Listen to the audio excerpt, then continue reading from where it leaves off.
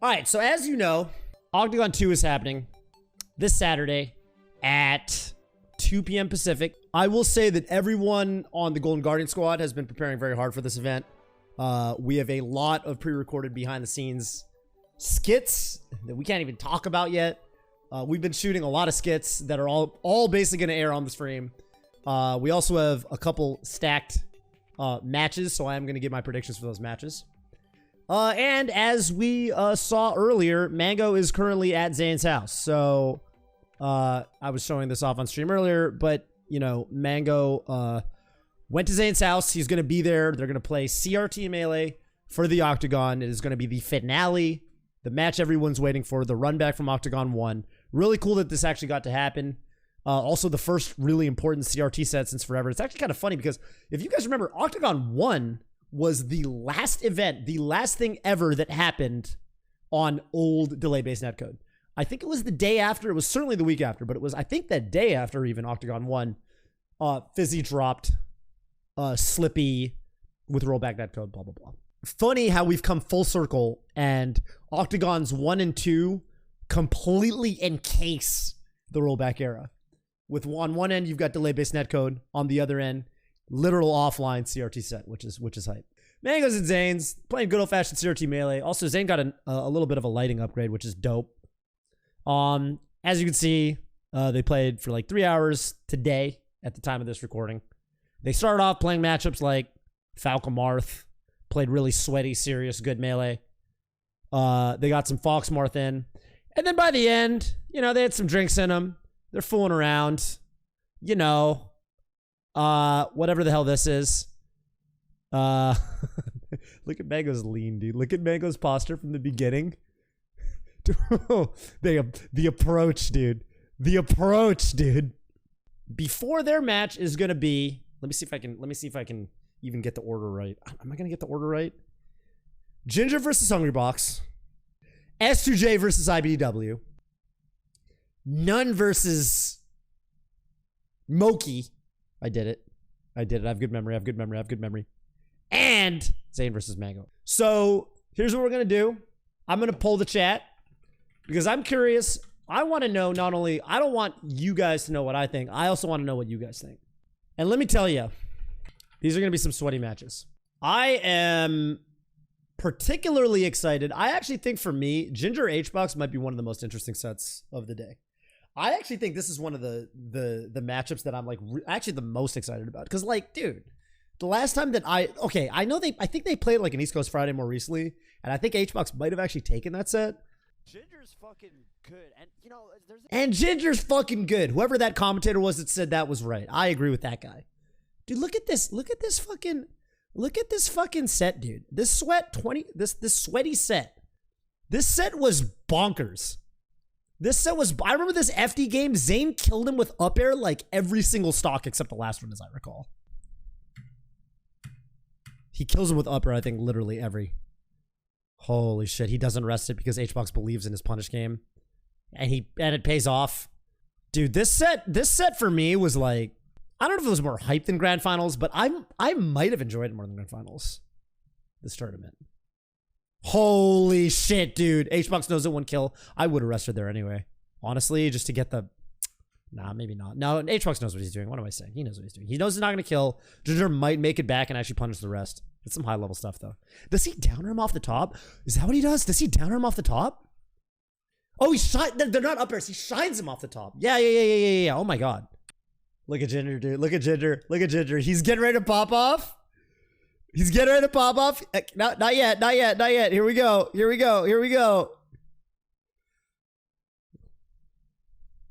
Man.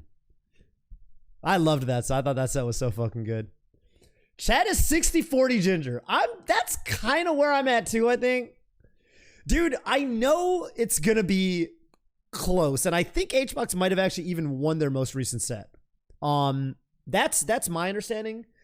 But like ultimately, man, if I'm looking at it like this is a serious like set that you can really prepare for, I think ultimately Ginger's gonna prepare and Hbox might not. And like Hbox, I think, has been kind of riding his legacy skill, and I think Puff in particular is the kind of character for me where I really feel like you can, like, if you lab prepackaged stuff against Puff, like, what's the prepackaged? If you lab stuff against Puff, it can really pay off. Like, for the longest time, Puff would up throw you onto the platform and he'd up air you and you'd miss the tech because you thought you had to tech on the platform and it was a tech trap and he would just rest you off the up air. And now people know you can SDI out of that situation. You can intentionally not tech so you can tech the up air. Like, there's so much counterplay that, like, people are doing against the old Puff setups that would just kill you. People used to just let Hbox pound them for free. Please don't clip that out of context.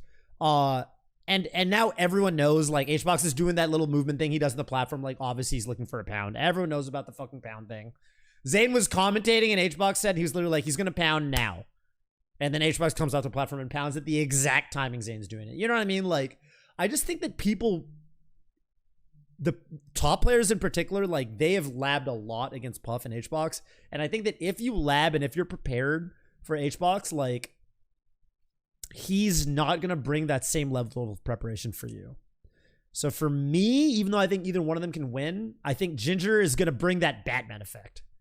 You know, people talk about Batman with prep. I feel like Ginger's a fucking lab fiend. If he knows he has to play Hbox. Oh, also, I know that Ginger's very excited for this set because I invited Ginger to the set and I know Ginger was very excited to play it and I don't know how excited Hbox is to play it. So I feel like that's going to matter. I feel like having a good time matters a lot. I think Ginger's going to be having a good time. And, you know, Hbox, I don't know where his mentality's at these days. All right, up next, SJ versus IBDW. So this match basically happened because, you know, Johnny made that tweet. Let me see if I can find that tweet. A couple weeks ago. It's possible he deleted the tweet. Well, I don't know. Actually, maybe it's even spicier if he deleted the tweet. But I couldn't find it. So Johnny, as everyone knows, tweeted, you know, basically after one of the SCL weeks, he was like, current world rankings, like Mango 1, Zane, or Mango 1, Zane 2, me 3, right? And I think that's interesting for two reasons. I think it's interesting because he's basically, one, he was saying at the time, I'm better than all the other Falcons. He was also saying at the time, I'm better than IBDW, because I think the commonly held opinion would be that IBDW at the time was number 3, at least in NA. Obviously, Leffen is a big question mark. I would personally say, judging off of his current gameplay, that Leffen is probably, honestly, just one of the favorites to take Summit 11. Like, Leffen looks fucking ridiculous. Leffen probably looks better than he's ever been. So anyways, Leffen notwithstanding, I would say that most people, probably currently, even still, and also at the time the tweet was made, would say that IBW is number 3 in NA. And, you know, Johnny basically said, hey, man, I think I'm number 3. So Johnny versus IBW. Now, if you look, the last time these two played was very recent. SCL week 4. I'm about to open up the poll again, but I watched this over recently. I watched this again. And man, like, if you watch the way IBW wins game 5, because it's actually a little sketch. Like, Johnny got an accidental spot dodge. That's super scary. Getting back here like that with your double jump. But Johnny's fine. Johnny's fine. Goes to ledge. IBDW's off stage. Ooh, great recovery from IBDW. Really good recovery. And then that happens. And as a Fox player who plays against Falcon a lot, I hate trying to kill Falcon, and you got to take those as part of the matchup. At the same time, from the Falcons' point of view, that sucks. And if he didn't get shine gimped and run off with the knee, so you know what I mean? It's like last style game 5. It's spaghetti melee. But this is another fucking slobber rocker to me. I have no idea who's gonna win this one. I'm gonna pull the chat before giving my prediction. So I'm opening up the poll again. The thing you gotta remember is that these are going to be first to 5s. Every single set being played on the day is a first to 5. I don't really know what that's going to, like, how that's going to influence this particular set. I actually think that's really good for Ginger in the Hbox set. Here, I do kind of feel like maybe I like Johnny more in a long set. I think playing against Falcon, if they're playing really solid, can be kind of draining in a way. Like, if they don't get gimped, you have to, like, You have to really work for your stock sometimes because, you know, Falcon can just live for a very long time. I don't know. It's kind of, it's a weak preference. I don't think it's actually going to matter that much. I'm closing the poll at 19 to 16 IBDW in favor, or in favor of IBDW over S2J. First to 5. So best of 9, if you want to think about it that way. First player to reach 5 points. I guess I feel, man, I actually don't even really have, I don't have a real prediction on this one. If I'm forced to give one, I guess I'll say IBDW because I feel like he's a lab fiend, and in the same manner. See, it's tough because I like IBDW for being able to prepare for the matchup. I like Johnny in terms of, I just get a sense that stamina over a long set might favor Johnny. I'll say S2J. I'll say S2J final answer, but very weak preference. Very weak preference. Now, Moky versus None. I actually don't think these two have played much in particular lately. They are from the same region. Obviously, they're both from Eastern Canada, Toronto. But I think my understanding is that None wasn't really in region during Moky's come up. He was back home in Nicaragua. And None and Moky actually surprisingly don't have that many tournament sets. Moky looks fucking cracked lately. So this was interesting, right? Because if you asked me this one 5 months ago, 4 months ago, even 3 months ago, maybe, you would say None for free. You would say None is, there was a period like SCL week or season 1, None was on top. None was like number 4 in the world. None was probably the best Falcon, right? Like None was number 4 in the world. Probably people were putting None like right behind Mango, Zain, IBDW.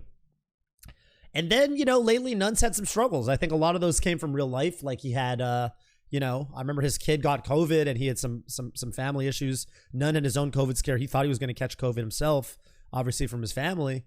And then it ended up being fine. And None got his shots and he actually somehow evaded the virus, which was wild. None looks like he's in a little bit of a slump recently based on tournaments. At the same time, like, fuck, man. Like, I've watched some of his clips he's done outside of tournament just on stream lately. I played him recently. Based off of, like, did you guys watch that fucking JV5 he did? I kind of feel like None might be ready to end his slump, just based on how he's been moving. You remember his demeanor in those SCL sets? Like, even just his facial expressions, like, you could tell he kind of, you know, he wasn't mentally there, right? And lately, he's chill. He's having a good time. Watching him play Melee on stream, he looks cracked as shit.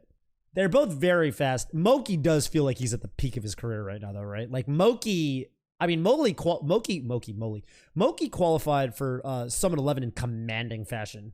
So, you know. I mean, he literally 3-0'd IBDW to qualify, right? Through winners in the qualifier bracket of SCL Week 4. That's not nothing. That's not nothing. Damn, this one's fucking closer than... How are each of these getting progressively closer? This one's 11 to 10 in favor of Moky. God damn. All right. 52.4 to 47.6%. This is the closest poll we've had yet. Yeah, I don't know. I mean, I would say that between the two of them... All right, look, my brain says Moky. Okay? He just looks like he's the best he's ever been. But my golden Guardian's heart and jersey...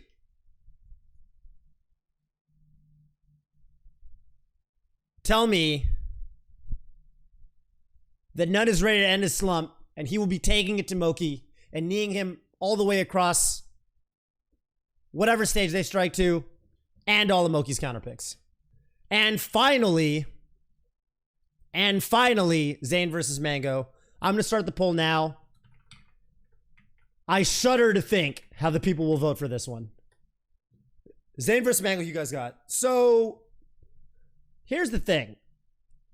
Here's what I think throws a wrench in this for Mango, because I was fucking hype as a Golden Guardian, but a longtime Mango fan and longtime Mango friend. Lord, I've known Mango for over half the time I've known Zain. I was very excited when Mango took the first set off of Zain at SCL because you remember the most recent tournament they played, Mango won one set and Zain won one set. So if you look at it in terms of sets, seems fine. Seems totally fine for Mango. But it's a first to 5. And because it's a first to 5, I do wonder if, like, that aspect of it is going to hurt. Because there was a really important... There were some really important adaptations, I think, in the Mango Zain set that they played at SCL. Mango's Fox. Dude, Mango could go Fox. That'd be hype as fuck. If Mango's Fox, if Mango switches back and forth, I would lose my fucking marbles. I would lose all my marbles. I would not know even where to find them. You know what I'm saying? Ooh, I hope Mango goes Fox. Oh, I hope Mango goes Fox, dude. Mango's looking pretty Christopher Zane on CR just now. Don't ever say that doesn't really mean anything. Because it doesn't really mean anything, but it also doesn't really mean nothing. You know what I mean? It doesn't mean nothing. It means the tiniest little bit of something. Tiniest little bit of something. You know what I mean? It means the tiniest little something at the end of the day. I do worry about Mango in a long set. I do worry about Mango stamina in a long set because you know, I just feel like you know, even looking at results, right? The most recent SCL, what was it? 1-1 in sets, but I guess if you do the math, it would have been 6-2 in games because Mango wins the first set 3-2, and then Zane wins the second set. Oh, 5-2. 5-2 in games. And 5-2 in games, if you're keeping score in the first to 5, that's enough to take it. That's enough to take it. And I worry about that. Mango usually does lose run of grounds with Zane. I feel like stamina's okay. Stamina's fine. Okay, maybe stamina might even be the wrong word. It might not even be a stamina issue. What it really might be is like, I think in the in particular, I think in their most recent tournament, SCL Week 4, Season 2, I felt like there were some really smart like recovery / edgeguard situations that Mango was playing really well in their first set, and then Zane made like 1 or 2 really critical adaptations in the second set. I would not, and I remember, by the way, I remember the last game was a 4-stock, whatever. I would not read too heavily into that. I just think going down 2-0 against Zane really hurts, and Mango kind of, I don't want to say stop trying is not the word, but. Okay, edgeguard situation, let's see what the mix-up is. Let's see what the mix-up is. See, Zane's doing the early recovery now. What I remember happening was Mango did this thing where he'd grab the ledge early, and he'd basically play the game of chicken with Zane, and he would wait as long as possible on the ledge, and then he'd do this really delayed roll-up, and he would kind of punish Zane for doing this really long stall. And I remember that in the second set, Zane would like, he basically just recovered fast every time. He did just fast recoveries. I'm going to end the poll right here. It is currently 50-50 Zane versus Mango. And at this point, I'm sure you're all wondering what my predictions are as someone who's both very close to Mango and very close to Zane. And my prediction is, let's see. So if I say Zane, then the next time I see Mango, he might time me out in his chat. And he might like demod me, and he might punch me in the arm at like an IRL tournament.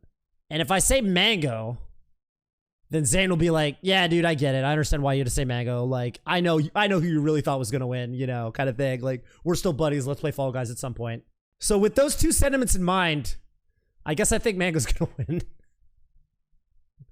And that's kind of where I'm at on that one. You know what I mean? Like, I'm if you really break down you know, all possible timelines, then I guess I'm just saying I think Mango's gonna win. So I think Mango's gonna win, and that's the video. All right, well, tune into the Octagon 2 Saturday 2 p.m. Pacific and 5 p.m. Eastern. You're gonna catch all the action. The first half is being commentated by PPMD and Homemade Waffles. It's gonna be wonderful. The second half is actually gonna be commentated by me and Scar. We are gonna be commentating those latter 2 sets. It's gonna be a lot of fun. We have some surprises. Actually, I would say we have a lot of surprises. A lot of them I'm not allowed to talk about. We've basically been getting together, all of us on Golden Guardians. We've been getting together to film some like content for it for a while now. We've got a whole fucking storyline. I actually think the storyline for this one is better than the Octagon 1 storyline. I feel like the narrative is very cohesive. We all have our little characters we're playing. I just don't want to spoil anything. You guys are going to have to watch the whole stream. It's going to be fucking amazing. I also have a lot of faith in our creative team. I've seen some of the assets and stuff like that. Did I just option select Mango winning? No.